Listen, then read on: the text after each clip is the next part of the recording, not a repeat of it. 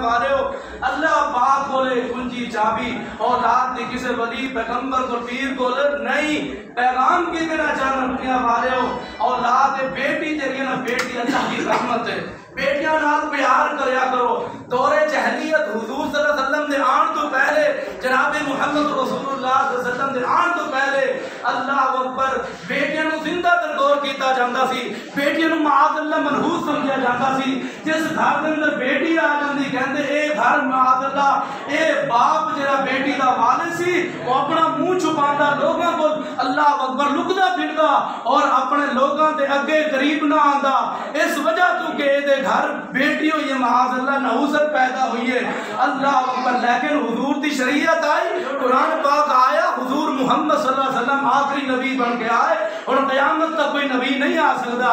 अल्हम्दुलिल्लाह प्यारे आका अलैहिस्सलाम ने आके दसिया है कि लोगों बेटी नाल प्यार करनी है।